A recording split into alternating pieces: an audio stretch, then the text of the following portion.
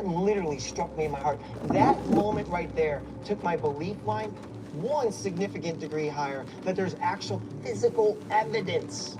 So Gianni, the Bible says clearly Jesus was wrapped in a cloth, so we know that the Bible says that.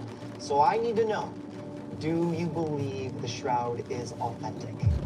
I can say that on the basis of the data we got, the shroud is not a medieval fake. The shroud is a 1,000-year old. That's really great. These are some great samples, amazingly preserved samples from the shroud. Would it be all right if we did some analysis of them? Sure. It would be my pleasure to let you analyze those samples with me. So one of the first things that Gianni told us was that he believes that the shroud is not a forgery. Now that's a pretty bold claim to make, but we now have new methods and new ways of trying to assess this question of whether or not it is a medieval forgery. So I'm really excited to see what DNA analysis can tell us about this. Extensive testing has been performed on the shroud, including ultraviolet, X-ray, and vibrational testing. Today's new DNA sequencing technology, for the first time, could allow the team to reveal the man of the shroud's true ethnicity, where his family came from, who his descendants might be, and if he might be Jesus of Nazareth. So in a small sample like this one, we have so much information. We have plants, pollen grains, blood clots. This is great because this is a very, very small part of the shroud, for the sample that we've got from the shroud, but there are lots of different types of particle on here. And when we get DNA from these different blood spots, we can identify the different human lineages that have come into contact with the Turin shroud. Amazing. So we can reconstruct the historical path of the shroud. The reason the shroud's authenticity has been questioned is because of the 1,400 years between when Jesus died on the cross and when the shroud was first recorded in Europe in 1349. Some believe it was brought in secret by Jesus' disciple, Thaddeus, from a hiding place near Jerusalem to Turkey, where it became known as the Mandi Lion, a holy cloth with healing powers. There are those who say the shroud was created in France. They point to a story involving Jacques de Molay, the last Grand Master of the Knights Templar, who was arrested by the King of France. He was tortured before his execution in 1314. It is said he was made to wear a crown of thorns and was nailed to a cross before being wrapped in a...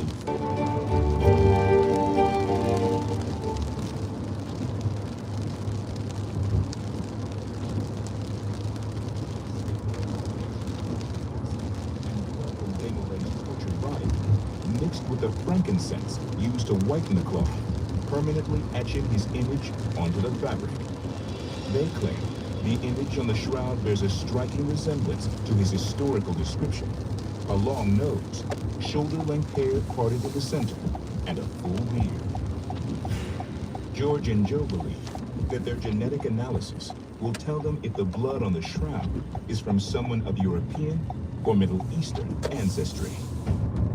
So this is incredible. This is pure DNA we isolated from particles belonging to the Turin shroud.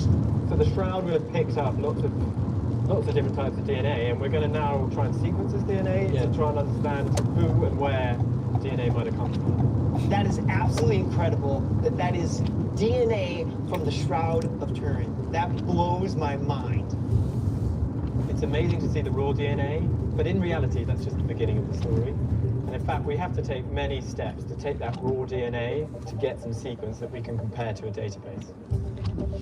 DNA is short for deoxyribonucleic acid. This is the hereditary material that is in every human that makes you, you. DNA is essentially an instruction manual for life. So it contains all the information that determines our traits, our physical traits, our hair color, our eye color, our facial structure, our height. It's everything that tells us what we are as a human. It has only been in the last few decades that we have been able to read genetic code through the process known as DNA sequencing. At first, It took billions of dollars and an international team of scientists 13 years to sequence the first human genome. But astounding advances in technology have shortened the time it takes to sequence DNA. Not only can this powerful new technology be used to solve crimes and cure diseases, but it can even help reveal things about Jesus, the man, that we could have never have hoped to know before now. Starting with the DNA sample that we got from the shroud, we can compare the sequence that we will eventually get to our global database to identify what part of the world the DNA comes from. The advances in DNA sequencing technology has also created an ever-expanding genetic database of populations from all over the world. It even includes isolated religious communities like the Haredi Jews, the Yazidis in northern Iraq, and the Druze of the Middle East. Joe and George will be able to compare the shroud DNA with this genetic library. Once the process is complete, an entirely new picture of Jesus may emerge. Testing the Shroud of Turin to bring history and science together, potentially revealing Jesus' historical ancestry. This is a once-in-a-lifetime opportunity. While the team waits for the results, they will continue their search for Jesus' DNA by going to the source of everything we know about Jesus' life and death.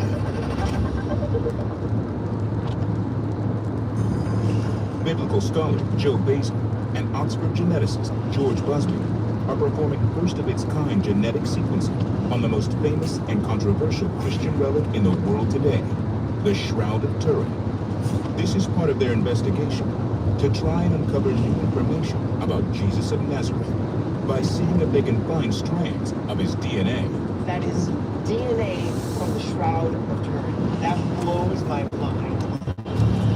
While the shroud sequencing continues, the team is now on the hunt to find more evidence that may reveal Jesus' closest living relatives today. They have traveled to Oxford University in England in order to research Jesus' family tree at one of the oldest libraries in Europe. The Bodleian Library has some of the rarest biblical and religious manuscripts in the world. Because so many of the books and papers in this collection are invaluable and one of a kind, it is not open for public use.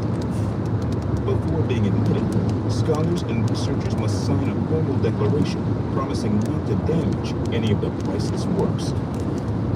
Today, Pastor Joe Bazin has received special access in order to research Jesus' lineage. I'm currently looking at the Wycliffe Bible, which is the oldest English translation. This Bible is the precursor to the most significant Bible that the world knows today, which is the King James Version. This was 200 years before that. This is unbelievable. In fact, it's a little unnerving. Just talking to the staff how to handle this, it's a little freaky because it's just so significant. While it is commonly known that Mary and Joseph were Jesus' earthly parents, the question becomes, who were they related to? If the team can identify Jesus' relatives, then they can broaden their search for DNA beyond Jesus to include other blood relatives. So we have to actually kind of start before Jesus. So this is the Hebraic Bible. This has all the scriptures from the Old Testament, so the basis of where we get the Old Testament from. And this particular text is talking about King David in his old age. And why that's significant is because he's from the line of Judah, which is where Jesus comes from.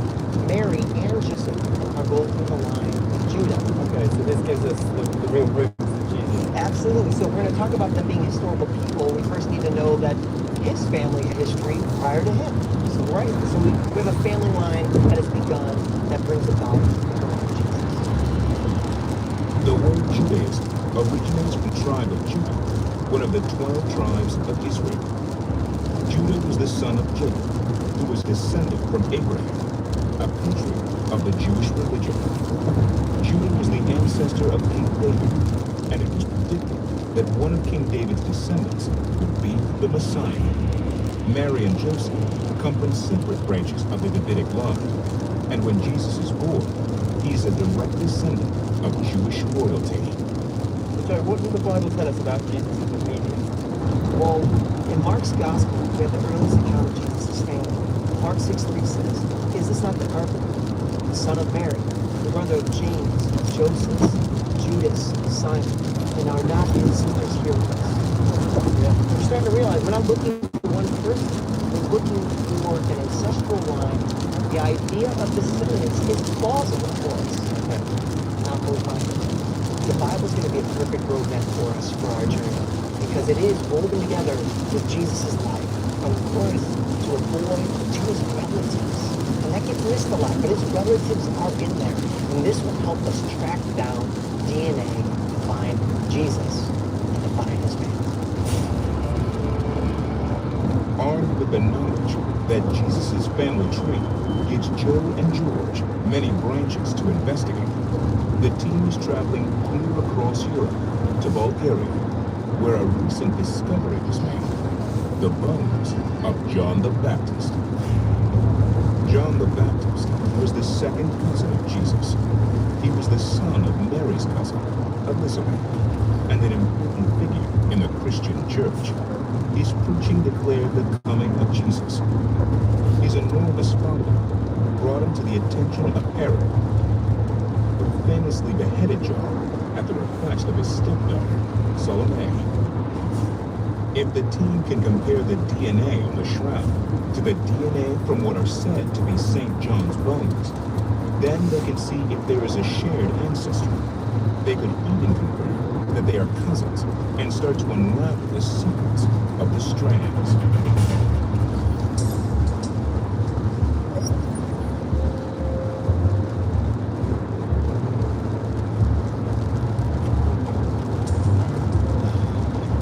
Hi. Hi. Hello. Nice to meet you. My name is Rosina. How you doing? Thank you. Thank you for having us. Welcome. So, how do you find the weather? Nice. A bit chilly. No, it's very Okay, so shall we go? Joe and George have come to this small fishing village on the Black Sea to meet with celebrated archaeologists Dr. Kazimir Konstantinov and Dr. Rosina Kostova of the University of Veliko Tarnovo. They have agreed to take Joe and George to the site where the supposed bones of John the Baptist were found.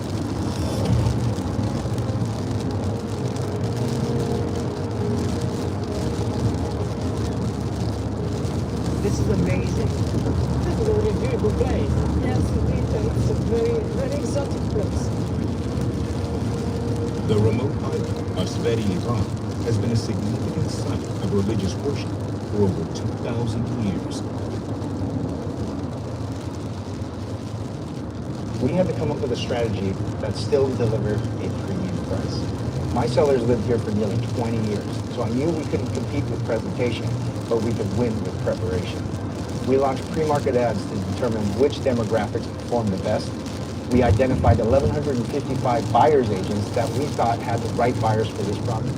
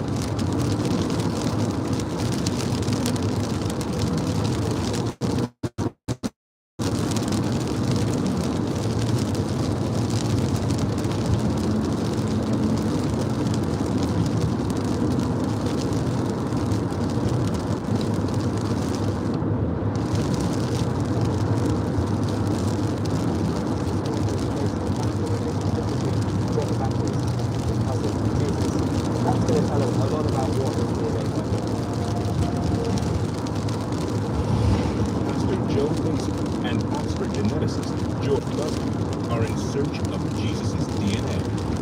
They believe if they can find DNA connected to Jesus, it could be an amazing amount of incredible new information. Right now, Joe and George are in Bulgaria, investigating the possible discovery of John Baptist, Jesus' second cousin. If the team can sequence these bones, they will be able to compare the findings of their investigation of the DNA contained on the Shroud of Turin. Today, the bones that are believed to be from John the Baptist are housed in a small church in Sosopol. The church believes that having the bones in their possession gives them a special power, which is one of the reasons why relics have long been a potent force in Christianity. During the Middle Ages, everyone wanted relics, from kings and queens to members of the clergy, as well as many of the great churches of Europe. They all wanted to be able to say they had a holy relic. This demand created a thriving trade in relics. While many were fakes, there was a particular demand for any relic related to Jesus and his family. There were said to be pieces of true cross, scraps of the Virgin Mary's veil, even thorns from Jesus' crucifixion crown. You begin to have things like the foreskin of Jesus, the milk teeth of Jesus. My favorite is the feather of the Holy Spirit. So the Holy Spirit descends like a dove in what is obviously a metaphor.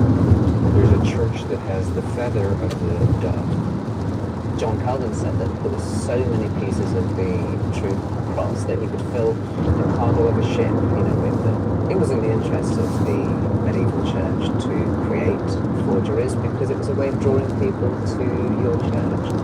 Most of these relics date to the 11th century or later, but the St. John's bones are 2,000 years old. Their radiocarbon dating places them at the point in history when John the Baptist is said to have lived.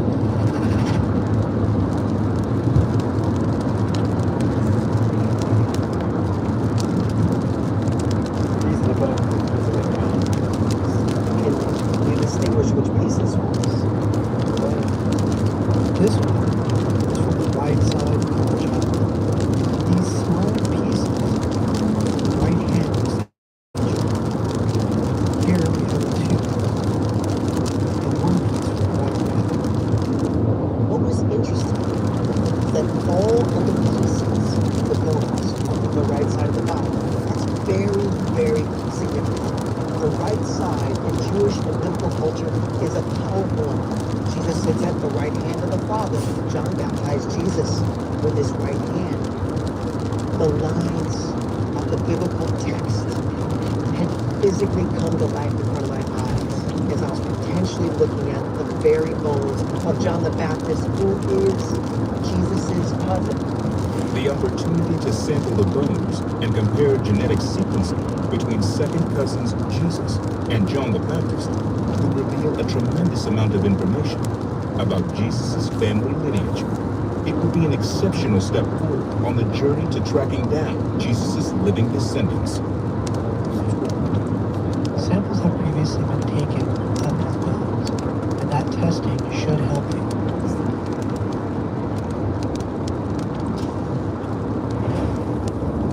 Around the world, independent teams of scientists are working on relics from the time of Jesus. Part of our strategy is to collect the data and hopefully make some connections that people working in isolation might have missed. George is reaching out to renowned ancient DNA expert Dr. Hannes Schroeder at the University of Copenhagen. Dr. Schroeder has been analyzing the DNA from the John the Baptist bones. So Hannes, we actually saw the bones. Could you tell me about that analysis and what you found? We were only able to take very little material. There was a metatarsal of a tooth, some rib fragments, and we were not able to sample all of them, so we ended up with only a few milligrams of material. Because the bones were such valuable religious relics, they were not taken to the lab for sampling. Instead, Dr. Schroeder and his team had to travel to the church in Sozopol. There, they were only able to access extremely small samples from the bones. Back at the lab, they discovered less DNA than they had hoped for. We only got DNA out of the tooth sample. These sequences that we got back, they didn't show those characteristic signs of ancient DNA damage and these kind of things. This was a surprising blow. The bones from St. John's Island radiocarbon dated to the 1st century. There was no feasible way that the DNA from the bones would not show the signatures of being ancient DNA. When we look back at the data and also got samples from people who were involved in sampling the remains, and ultimately we had to conclude that what we had sequenced was not DNA from St. John the Baptist, but actually one of the people on the team. So it turned out to be contamination. Dr. Schroeder realized that they had sequenced not the DNA from the bones of John the Baptist, but the DNA of one of the scientists working on the project. So that's a real shame. Hannes explained to me that the DNA sample was contaminated. It might seem difficult to understand that DNA could contaminate a sample like this, but in fact, there's DNA everywhere. There's DNA in all living things, and there's DNA on us and in us. When we do these sort of analyses, a real concerted effort needs to be made to make sure that the DNA that you are extracting and that you're analyzing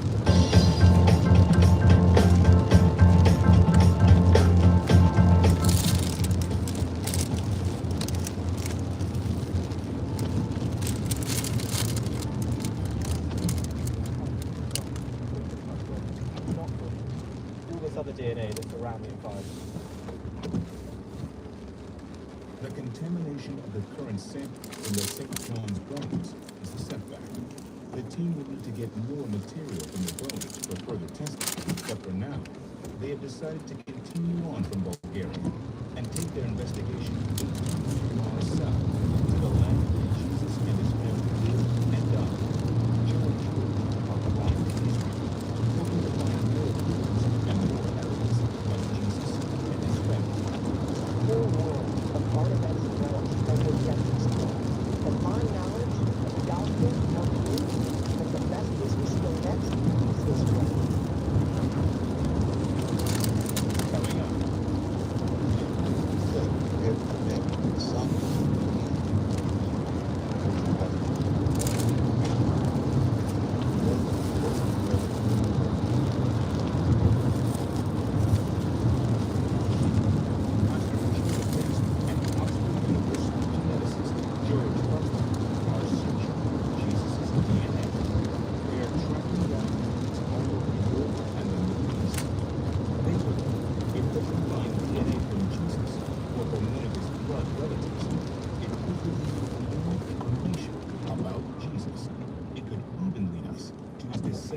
Living today. They have arrived in Israel, the land of Jesus. So Joe, here we are in Israel. This place is the holiest place in the world. Ultimately, this was the place where Jesus met his death. This is. Their first stop is one of the most important sites in Christianity, Golgotha, the place many believe was the site of Jesus' crucifixion. The Church of the Holy Sepulchre was built on the site and contains what is believed to be a section of the original rock Jesus was crucified on, as well as the site of the tomb where Jesus was said to be buried and resurrected. Every year, millions of Christian pilgrims visit this spot. They come to pray and contemplate Jesus' suffering.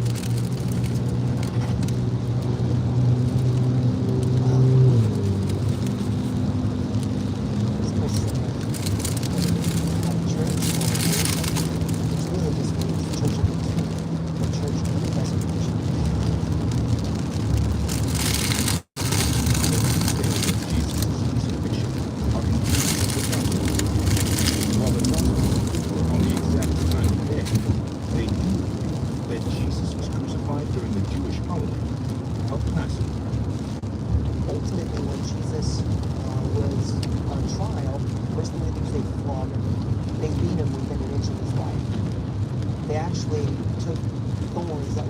this long that were growing nearby, and they wrapped them into a cup, and they smashed them into his head, and they gave him a staff, and they put a robe on him, and they said, "All hail the King of the Jews." After that, he was made to carry his cross 650 yards to Golgotha. There, he was crucified, nailed here to his hands and his feet. So it's more likely he was actually nailed right through the wrist, which is an incredibly painful place because of the nerves right there. So Good Friday was the worst Friday I could imagine because God's only Son died for me. But the dynamic of God and us is for every crucifixion. Yes, While it is unlikely that there would be any DNA left from Jesus' death at this site, Joe and George are headed to visit an esteemed anthropologist at the University of Tel Aviv, Dr. Israel Hrushkovitz, who may hold one of the few authentic relics from Jesus' crucifixion. Professor Hrushkovitz. Hello, President Israel. I'm George. Hello. Yeah, pleasure. So you've got some amazing stuff in here. Is this all stuff that you found? Yeah, there were found various excavations in each one. And each one of them tells a different story. Professor Hrushkovitz specializes in bones and relics from the first century. He has in his possession the only known crucifixion relics in the world today, including 2 nails that may have been used in Jesus' death. If these nails are in good condition, they may contain traces of DNA that are suitable for testing. If testing is possible, then comparing the DNA from the shroud with the DNA from the nails will bring them much closer to verify the DNA of Jesus.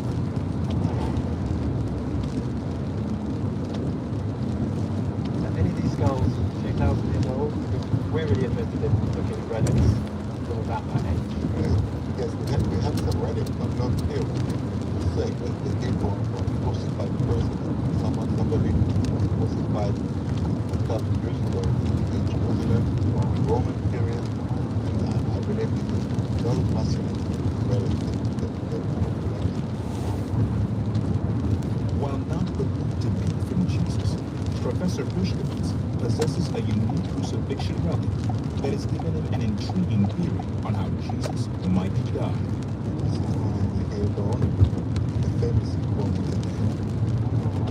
So that's from someone's foot. Yeah. It was a nail in a bow, and it's actually the only proof in the whole world how nails were put through people's feet when they were crucified. Prior to 1968, there was no actual physical evidence of crucifixion. No crucified bodies, no nails, and no cross remnants. There were only historical accounts of it having happened. But in Jerusalem, in 1968, archaeologists found something groundbreaking. They found an ossuary, a bone box, and in it the remains of a first-century Jewish individual whose name is Yohanan. And Yohanan's heel bone was still inside this ossuary, and it had been pierced through with a heavy, thick nail. So Yohanan had been crucified. And this was really amazing because it shows us, first of all, that this was happening in Roman Judea, and not just to Jesus, but to other Jews at the time. First of all, you see, this is the human foot. Okay, this is the heel bone. This is the original heel bone. Okay. Now, the first thing that you should notice, people think Jesus was crucified. The nation goes through here. Okay. But now look again on this original heel bone motif. You can easily see. The first thing that you can see is actually that the nail is not coming through the metatarsal bone, but actually running through the heel bone, which is totally different. You can find any picture of Jesus crucified that way. There is no way that this single nail could go through both heel bone and goes into the wood. So it tells you that each wood was hammered separately to the cross. So ultimately, how do you believe Jesus was crucified? So basically it was an egg-shaped cross. An egg-shaped cross. Was lying on the ground, they hammer it very quickly. Then you need just 4 people to hold the crucifix to the cross, each one on one side, each one is hammering the person to the cross, and that's it. I don't think that they ever erected it or something like that. They just leaned the cross against the wall or against a stone fence or something like that, and that's it. Think about it. When you look on the iconography of crucifixion, you can easily see that the cross is getting taller and taller and taller. And the reason is you look towards God, you look upward, and you don't look downward. So there It's is also probably something 'cause behind the idea of making the cross as tall as possible, and usually you see the people around it looking towards Jesus. Well, also the story in the New Testament where it says that a hyssop plant was soaked with wine and vinegar, put on a stick, and raised to Jesus' lips. So indicating height would also be a reason why people portray the cross as tall. Yeah, but you can interpret the sentence in many different ways. I don't think it was done that way. It doesn't make sense. The possibility that Jesus was crucified on a cross that was egg-shaped and not T-shaped is an explosively disruptive idea to the Christian faith. The T-shaped cross is the biggest icon in the Christian religion and has been part of worship since 200 CE. But is it possible that science tells another story? One of the biggest problems I have with Hershkowitz's argument is the biblical record, because the New Testament is first and foremost a historical document. It is also the original language. Well, I'm trying to get on my...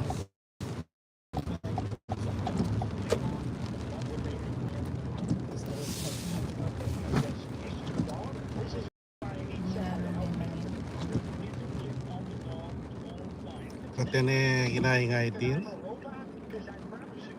Tingnan mo muna kayo, di ba? Tabalo. Tingnan mo muna kayo. Ano siguro kita yung ID na. Maria na mo yung mampat. Ano kaya ita?